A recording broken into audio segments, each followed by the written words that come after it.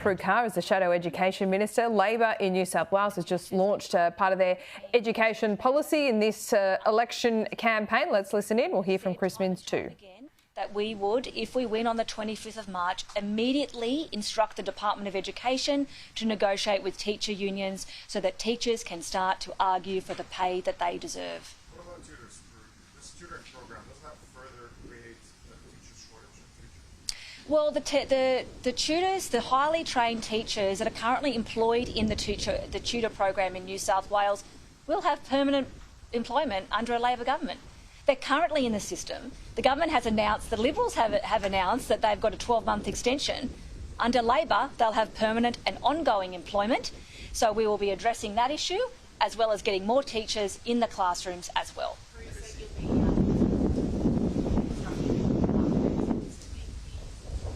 Yep.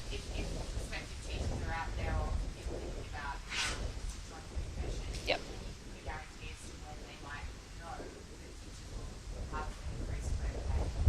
Well, I can say to the people of New South Wales, the young Year 12 students that are thinking about doing education degrees, university students studying to be teachers right now, that if Labor wins the election in March this year, we will immediately ask the department to negotiate with teachers to increase your pay.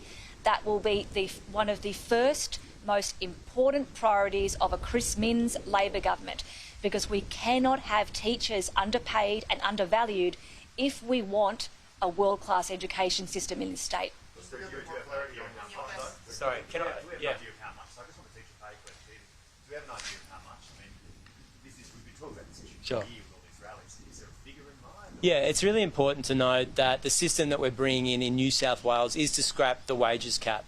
Now, we can't negotiate with the Teachers Federation or the Nurses Association or any other public sector unions from opposition. It needs to happen around the negotiating table.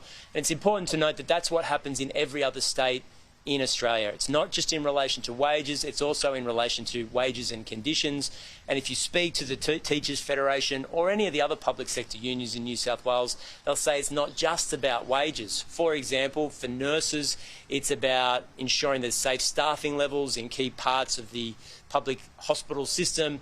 For teachers, it has to do with the extraordinary amount of duplication associated with admin work that every single teacher has to deal with, as well as, I think in many cases, the temporary nature of a lot of those employees. So you've got to let us get around the negotiating table and have that out with public sector unions. And I don't think that's an unreasonable position to take, given that the only state in Australia that has that cap is the New South Wales government, and every other jurisdiction is able to have those negotiations in government. It would be a sizable hit to the budget, though, particularly, I mean, we've heard unions talking for a long time about the wages cap compared to inflation being real wages cut, and inflation now running 7.3%. I mean, are you saying you're matching to inflation? I'm not saying that, and I'm not giving that guarantee. What I am saying is that we will sit down with them and have that negotiation. It's not possible to do that from opposition. It's very important to note, in New South Wales, for decades prior to the wages cap being in place, that was the system in operation. And it's certainly the system in operation in other states around the Commonwealth, where they are able to manage both the budget pressures associated with rising inflations, as well as the pressures on their public sector and frontline workers. Well, it's important. That's an important question. One of the byproducts of having in New South Wales a wages cap for the last decade is there's no negotiation on any productivity gains for the New South Wales public sector.